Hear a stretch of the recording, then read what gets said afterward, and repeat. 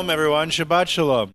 That's Rabbi Matthew Leibl of Winnipeg's Sharet Tzedek Synagogue, leading Friday evening services live on Facebook for one of the last times. At the end of June, Leibl is stepping down. His departure came as a surprise. At least that's how the president of the Winnipeg Synagogue put it when the announcement was made public after Passover. Leibl had been one of the co-rabbis there for 4 years, since 2017, and had served before that for many years in other roles. Leibl is one of at least 6 Canadian conservative and Orthodox rabbis who are leaving their positions this summer. A change in clergy is a big adjustment for a congregation, no matter whether the rabbi was let go or retired, or they moved on to bigger opportunities, or they were lost to illness, as it happened in my congregation, Beit Re'im, 3 years ago this month, when Rabbi Yossi Sapirman of Toronto died after a serious heart problem. So what should you know about the whole changing rabbis process? The veteran Canadian rabbi who used to run the matching system between rabbis and synagogues for the conservative Jewish community in North America says it's a lot like dating, and it's been really hard this year. We have the expression that there are 2 types of departures. There are rabbis who went away looking for something better for their families, and then there are rabbis who are sent away. I'm Ellen Besner, and this is what Jewish Canada sounds like for Thursday, June 17th, 2021. Welcome to the CJN Daily, sponsored by Metropia.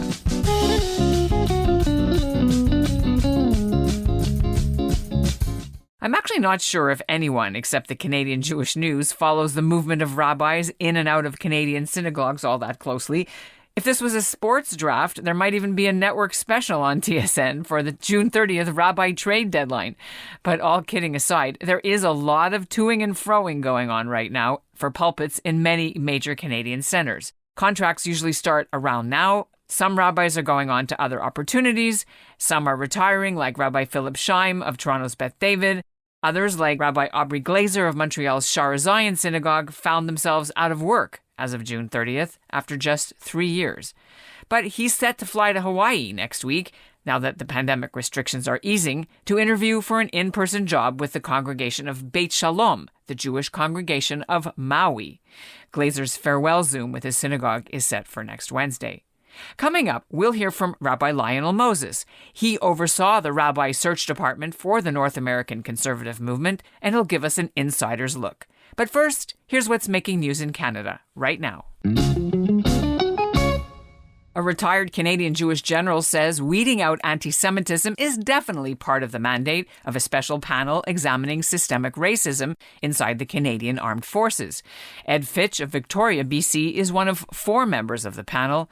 It was created 6 months ago to tackle problems of how neo-Nazis were slipping through in the recruiting process, as well as to make recommendations about how to block candidates who are racist from joining up.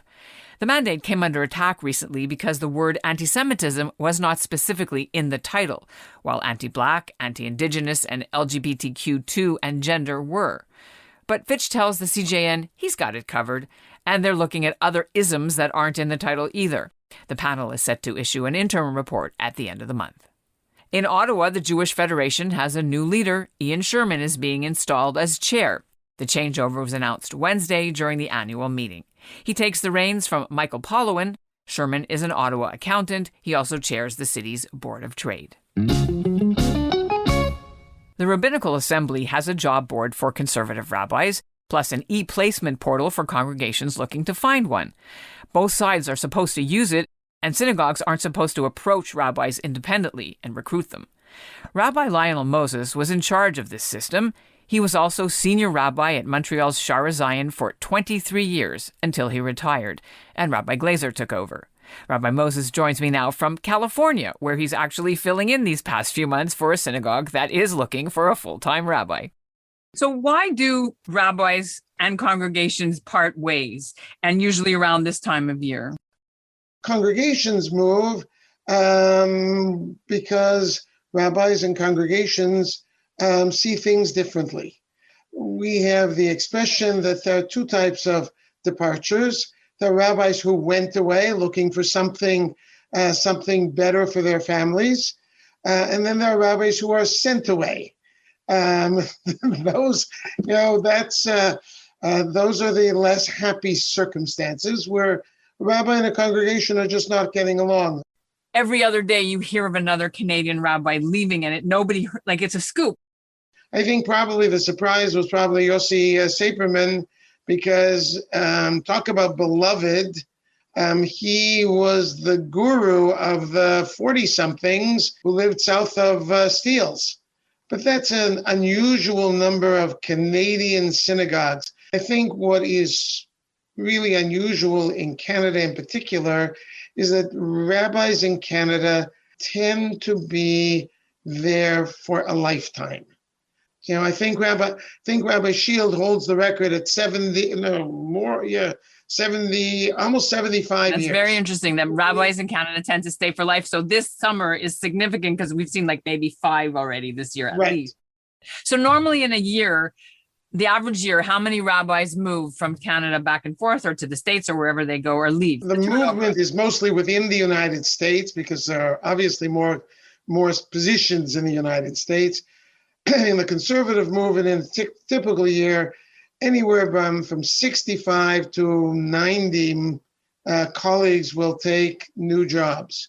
I would say 75 is typical. I think this year I have not seen all of the stats. I haven't seen any of the stats, but I think it's probably somewhere in the 40s as opposed to even the 60s, let alone the 70s or 80s. Rabbis were reluctant to give up a position when they didn't know where they were going. Too hard to interview under these circumstances. I suspect next year there may be more rabbis moving.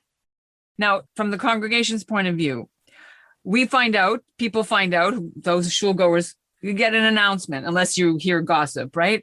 Right. And it's traumatic, or it's a relief, or there's all kinds of reactions from people, but mostly it's a shock, especially if the rabbi is well liked.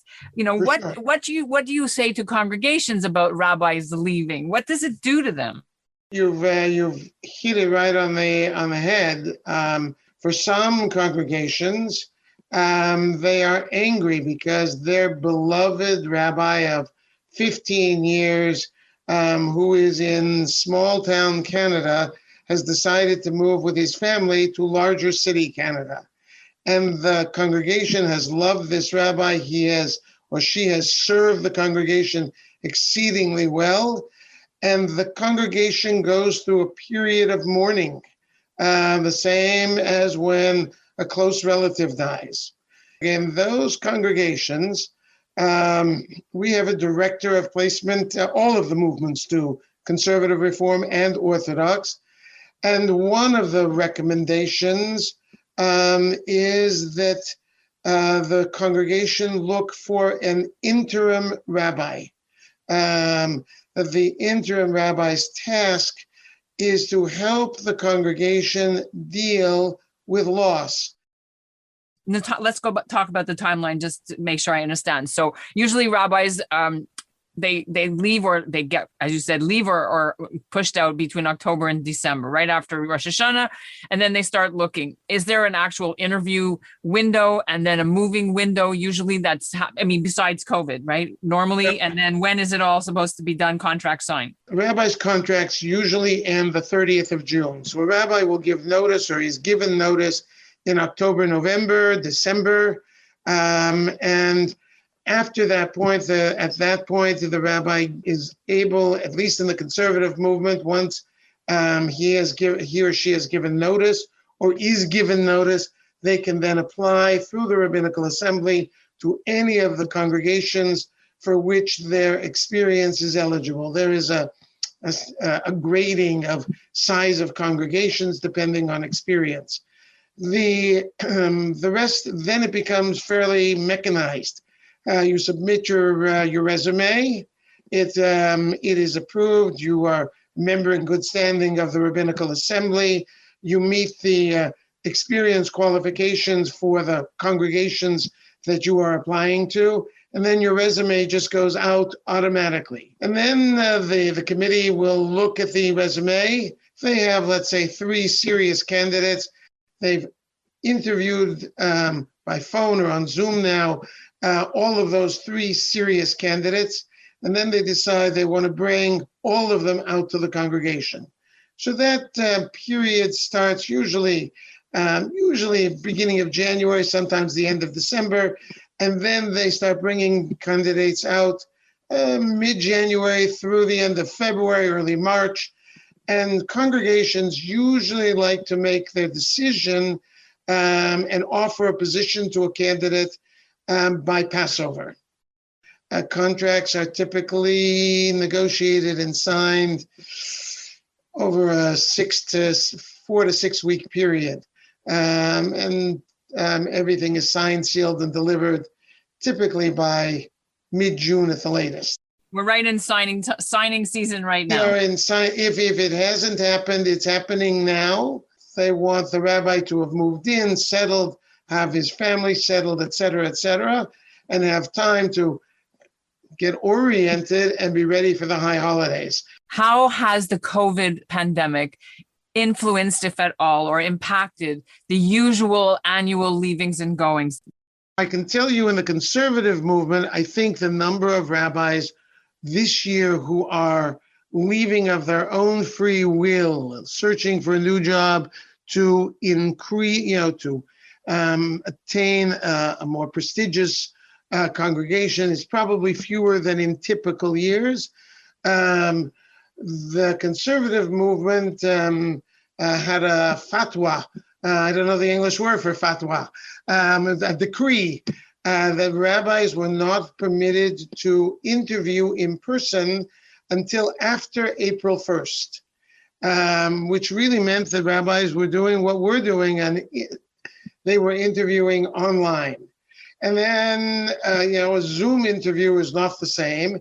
And of course, when a rabbi interviews, it's not simply a conversation with the board, with a select committee, but usually under normal circumstances, non-COVID, if the committee likes the rabbi in a phone conversation, they will invite the rabbi to come visit the congregation and spend 4 or 5 days. So I know this year our process was a stretched out process of several nights. One night the rabbi met with the young adults group, one with the sisterhood. Friday night he did a service online. Shabbat morning a service online on Zoom. Some synagogues don't use Zoom on Shabbat, meaning that the rabbi really had no way of, quote, performing and showing his or her stuff.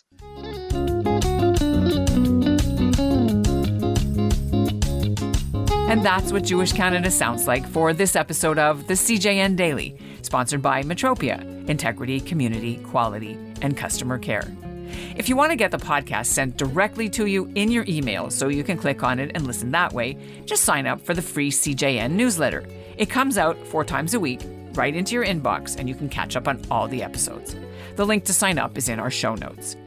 We'll be back on Monday, and Monday is National Indigenous Peoples Day, June 21st. We've got an amazing interview for you with a Jewish Canadian artist who has painted 18 portraits, 9 of Indian residential school survivors and 9 of Holocaust survivors.